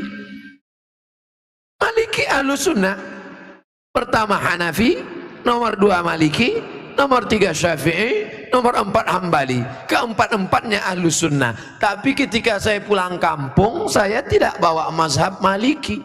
Kenapa Ustaz tidak pakai mazhab Maliki? Andai saya pulang ke kampung, saya pakai mazhab Maliki. Mazhab Maliki kalau sholat tangannya lepas ke bawah, Allahu Akbar. Fatihahnya pakai baca kiraan Warsh, Alhamdulillahi Rabbil Alamin, Ar-Rahmanir Rahim, Maliki Yaumiddin. Mimnya pendek. Kemudian enggak pakai bismillah, Allahu Akbar, Alhamdulillahi Rabbil Alamin, enggak ada bismillah. Kunut subuhnya sebelum rukuk, walam yakul lahu kufuwan ahad, baca kunut. Kunutnya enggak bunyi. Andai saya buat sholat subuh seperti ini di masjid dekat rumah saya, Allahu Akbar, Alhamdulillahi Rabbil Alamin, Ar-Rahmanir Rahim, Maliki Yaumiddin. Selesai sholat pasti jamaah komplain semua, tolong sholatnya diulang, tadi imamnya ISIS. Menimbulkan fitnah karena mereka tidak tahu. Di sini diajarkan qiraat sab'ah mutawatirah, ditambah 3 masyhurah, ditambah 4 syazah, 14 qiraat dipelajari di sini. Ditambah lagi nagham, bayati, sobana, awan, sika, jaharka, bayati, ras. Faham mereka tajwidnya. Tapi tidak semua masyarakat ngerti. Andai anak pesantren Al-Qur'aniyah sholat di luar masjid, dibacanya qiraat lain, walam yakul lahu kufuwan ahad, maka makmum dengar, wah ini aliran sesat ini. Bukan berarti dia salah, tapi dia takut menimbulkan fitnah. Maka dalam masalah-masalah yang kita sepakati, mari kita berlapang dada. Adapun yang kita sudah berbeda, mari kita terima perbedaan selama dia masih Ahlussunnah wal Jamaah. Syekh Abdurrahman Sudes, Imam Masjidil Haram, selama di Makkah enggak pernah pakai bismillah jahar. Allahu Akbar, Bismillahirrahmanirrahim, Alhamdulillahi Rabbil Alamin, Ar-Rahmanir Rahim. Tapi begitu beliau jadi imam di Istiqlal, Allahu Akbar, Bismillahirrahmanirrahim. Loh, kok si Abdurrahman Sudas di Istiqlal pakai bismillah jahar? Dia tahu orang Jakarta mazhabnya Syafi'i. Mazhab Syafi'i bismillahnya jahar. Mazhab Hanafi Hambali bismillahnya sir. Bismillahirrahmanirrahim. Mazhab Maliki nggak pakai bismillah sama sekali. Ketiga mazhab ini Ahlus Sunnah wal Jamaah. Tapi kalau mayoritas masyarakatnya Syafi'i, jangan bawa mazhab lain karena khawatir memecah belah umat. Menjaga persatuan lebih diutamakan daripada mengamalkan mazhab. Begitu yang diamalkan oleh para ulama. Kan ulama mengkategorikan bid'ah ada dua, bid'ah hasanah. Pertanyaannya Ustaz, kan Rasul bersabda kullu bid'atin dhalalah. Kullu bid'atin dhalalah wa kullu dhalalatin finnar. Hadis ini kata Imam Nawawi hadisnya umum. Hadis umum. Tolong belikan saya ayam. Tolong belikan saya ayam. Ayamnya umum. Ayam penyet, ayam patah, ayam pop, ayam sungsang, ayam fried chicken, ayam panggang, ayam bakar, ayam kampung, ayam hutan. Ayam apa? Setelah di jalan dia bingung. Ini ayam apa? Nelpon sekali lagi. Ayam apa? Ayam pop. Maka yang pertama tadi umum dikhususkan oleh yang kedua. Begitu juga kata Imam Nawawi yang mensyarah hadis Sahih Muslim. Kullu bid'atin dhalalah. Semua yang bid'ah itu sesat. Umum. Tapi kemudian dikhususkan oleh hadis man sanna fil islami sunnatan hasanatan. Siapa yang membuat tradisi yang baik, falahu ajruha, dia dapat pahalanya, wa ajru man amila biha, dan orang lain yang melakukannya selama tidak bertentangan dengan Quran dan Sunnah. Nah, sekarang ada orang mendefinisikan bid'ah hanya dengan 5 jari. Kalau tidak dilakukan Nabi, bid'ah. Kalau sudah bid'ah, masuk neraka. Kalau begitu pembahasannya, nanti kamu bisa memasukkan sahabat Nabi dalam neraka. Contohnya, ada sahabat Nabi yang sholat dari Isya sampai subuh ayatnya Qul huwallah. Qul maghdubi alaihim waladdallin amin. Qul huwallahu ahad Allahu samad. Rakaat kedua Qul huwallahu ahad Allahu samad. Rakaat berikutnya Qul huwallahu ahad Allahu samad. Rakaat berikutnya Qul huwallah. Itu pernah enggak dibuat Nabi? Enggak pernah. Kalau dipakai definisi, kalau enggak dibuat Nabi bid'ah, berarti sholat pakai Qul huwallah dari Isya sampai subuh bid'ah, masuk neraka. Nama sahabat Nabi yang sholat begitu siapa? Qatadah bin Nu'man dalam kitab hadis Musnad Ahmad bin Hambal. Tapi perbuatan itu dibenarkan Nabi, sunnah takririyah. Oke, itu Nabi masih hidup. Bagaimana dengan Abu Hurairah? Abu Hurairah sebelum tidur malam menyimpul tali 2000 simpul tali dipakai bertasbih sebelum tidur malam. Subhanallah, subhanallah, subhanallah, subhanallah, subhanallah. Ada diajarkan Nabi, hai orang-orang beriman, sebelum kau tidur malam ambil tali jemuran, buat 2000 simpul, sebelum tidur petik 2000. Ada? Tidak ada. Jadi kalau didefinisikan, kalau tidak dibuat Nabi bid'ah, engkau sudah memasukkan sahabat Nabi ke dalam neraka karena definisi yang singkat, yang pendek, pemiskinan. Oleh sebab itu ulama faham. Sudah saya tulis lengkap dengan dalil-dalilnya 444 halaman terkait masalah bid'ah. Tidak semudah itu saudaraku. Ada namanya Imam Ibnu Taimiyah. Imam Ibnu Taimiyah kalau selesai sholat subuh dia tidak keluar masjid, dia melihat ke atas membaca Al-Fatihah sampai terbit matahari. Bismillahirrahmanirrahim. Alhamdulillah rabbil alamin arrahmanirrahim maliki yaumiddin iyyaka na'budu wa iyyaka nasta'in sampai terbit matahari. Itu tidak pernah dilakukan Nabi. Kalau dipakai definisi, kalau tidak dilakukan Nabi bid'ah, berarti Ibnu Taimiyah sudah membuat bid'ah karena membaca Al-Fatihah dari sejak sholat subuh sampai terbit matahari. Maka jangan katakan bid'ah kalau tidak dibuat Nabi bid'ah. Ini tidak betul. Yang betul adalah kalau tidak ada dalilnya bid'ah. Selama ada dalil hadis qauli, hadis fi'li, hadis takriri, perbuatan sahabat, qiyas, ijma', maka perbuatan itu tidak bid'ah. Bagaimana pandangan Ustadz dengan laki-laki yang berambut panjang? Apakah itu termasuk menyerupai perempuan? Saya belajar ke salah seorang syekh. Ketika itu ada yang nanya, "Syekh, apa betul Nabi Muhammad itu rambutnya panjang?" Maka syekh menjawab, Nabi Muhammad itu tinggalnya di gurun pasir. Gurun pasir itu cuacanya panas. Maka kalau rambutnya pendek, nanti cahaya matahari kena ke kepala, maka dia bisa pusing, panas, dehidrasi, kurang cairan. Makanya Bapak Ibu ketika di Makkah disuruh pakai topi, pakai payung supaya jangan kena panas. Nabi kepalanya ditutup dengan 3. Yang pertama rambutnya. Rambut Nabi itu dari depan panjang sampai ke belakang. Yang kedua ditutup dengan qalansuah, topi. Setelah itu ditutup dengan imamah sorban.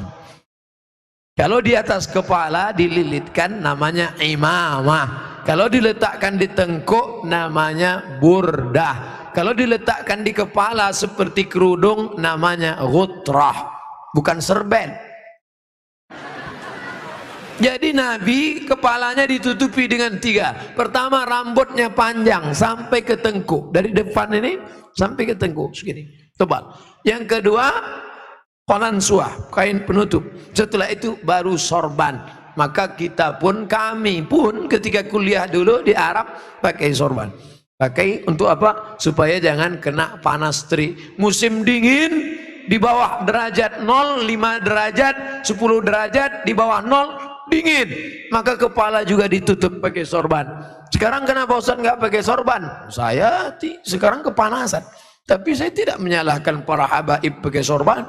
Mereka mengikuti sunnah Nabi Muhammad sallallahu alaihi wasallam. Nah, jadi kalau ada laki-laki berambut panjang, tapi rasanya di tempat kita rambut panjang bukan untuk menutup kepala biar supaya jangan panas. Justru tempat kita makin rambut panjang makin kepanasan, ketombe.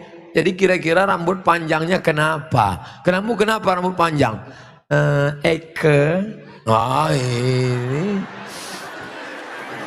Tapi tidak semua yang berambut panjang itu karena mengikuti perempuan. Jadi tidak bisa kita hukum serta-merta kalau rambut panjang LGBT. Enggak. Maka yang LGBT itu kalau menyerupai perempuan, la'anallahul mutasyabbihin minar rijal bin nisa. Allah melaknat laki-laki yang menyerupai perempuan dan perempuan yang menyerupai laki-laki. Mudah-mudahan anak kita terjaga dari LGBT.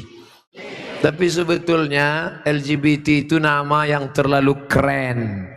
Orang malah bangga sekarang disebut itu LGBT, itu bangga.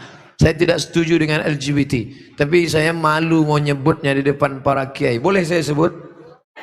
Jangan sebut LGBT. Buat sebut nama yang mengejek, merendahkan, menghinakan. Apa namanya? PLT, penyuka lobang tai. Itu yang cocok bagi mereka.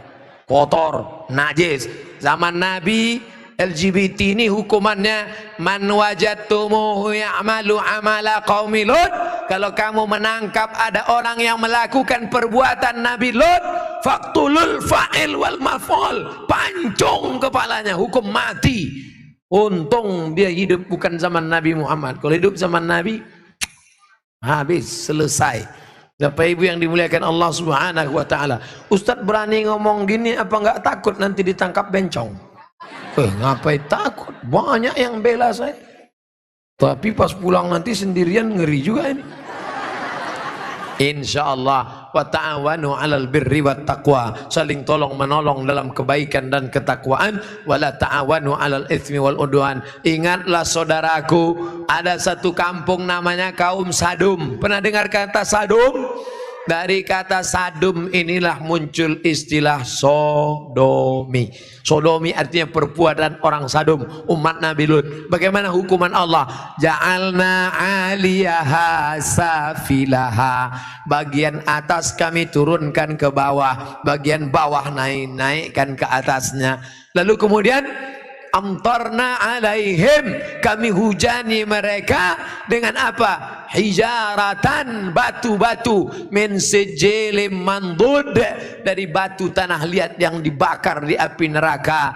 Itulah sekarang di Yordania, tempatnya bernama Al-Bahrul Mayyit, bahru laut, mayit mati, Dead Sea, dead mati, sea laut, Dead Sea laut laut mati. Kenapa disebut laut mati? Karena airnya terlampau asin sampai ikan pun tidak bisa hidup di dalam. Orang kalau pergi ke laut mati ngapung di atas karena kadar garam yang tinggi. Siapa yang punya kadas, kurap, kudis, gatal-gatal, mandi di situ sembuh. Di Yordania. Bapak Ibu yang dimuliakan Allah SWT. Pompei salah satu kampung yang diisi oleh homo. Lalu kemudian datang lahar dari bukit turun ke bawah, rata dengan tanah, sampai-sampai mereka berubah menjadi patung-patung batu karena ditimpa oleh lahar. Tidak sempat merubah ekspresi wajah. Ekspresi wajah orang homo yang mati dalam keadaan melakukan hubungan seksual terlarang tak sempat merubah dari wajah kesakitan dengan wajah penderitaan. Begitu yang dialami masyarakat Pompei. Oleh sebab itu kita berdakwah mengajak bukan karena benci, tapi karena ingin menyelamatkan supaya kita selamat. La ta'murunna bil ma'ruf, ajak mereka berbuat baik, wala tanhauna 'anil munkar, larang mereka jangan sampai melakukan perbuatan mungkar. Kalau kamu diam saja, aku tidak khawatir, kata Sayyidina Ali, aku tidak khawatir tentang betul dan batil, batil dan betul, karena dunia ini isinya betul dan batil. Yang aku khawatirkan adalah ketika kebatilan merajalela, orang yang betul diam. Karena orang betul diam, maka orang batil menyangka betul, yang betul menyangka batil, batil betul, betul batil.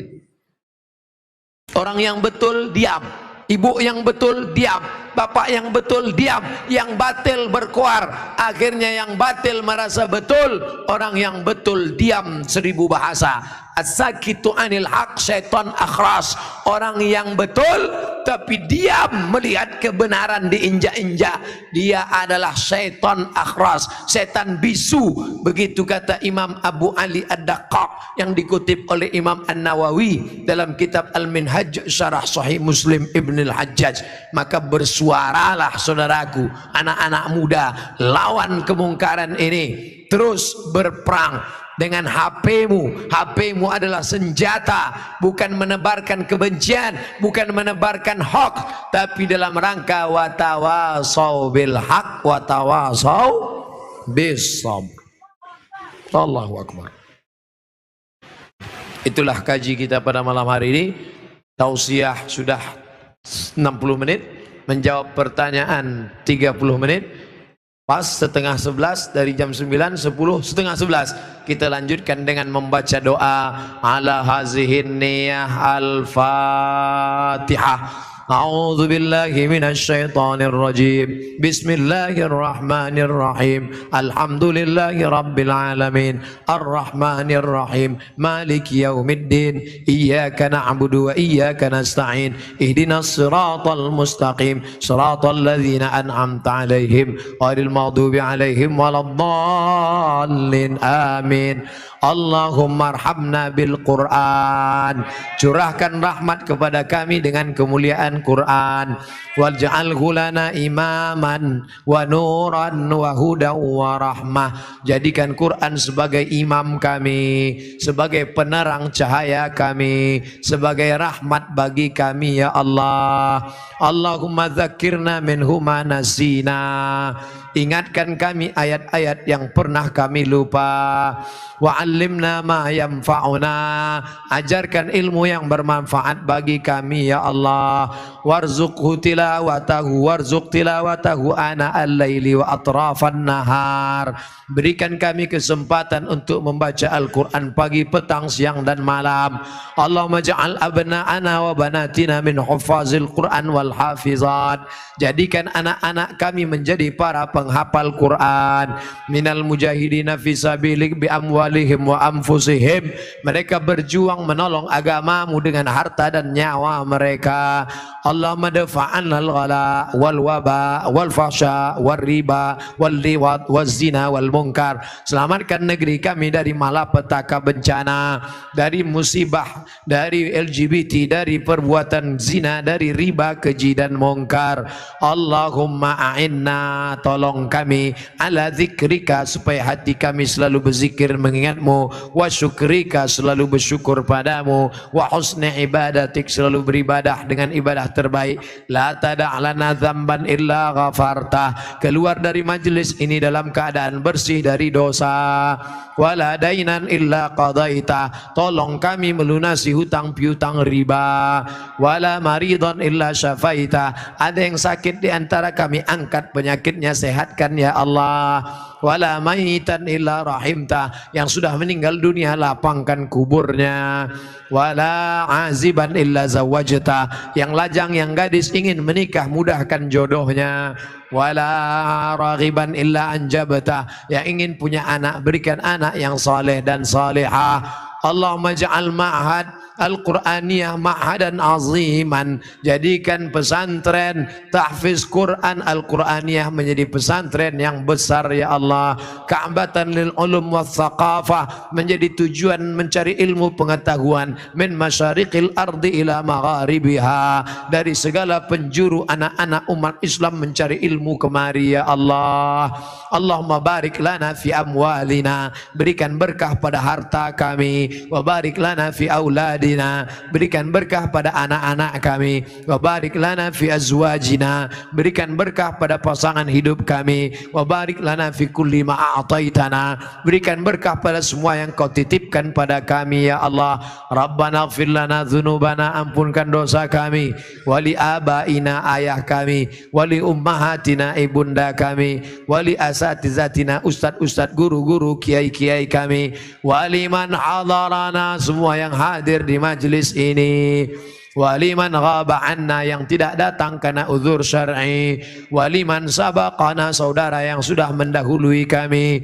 Rabbana atina fid dunya hasanah wa fil akhirati hasanah wa qina adzaban nar. Allahumma ja'al akhir kalamina 'inda intihai ajalina, ketika ajal kami tiba, jadikanlah yang terakhir keluar dari mulut kami la ilaha illallah Muhammadur Rasulullah sallallahu alaihi wasallam.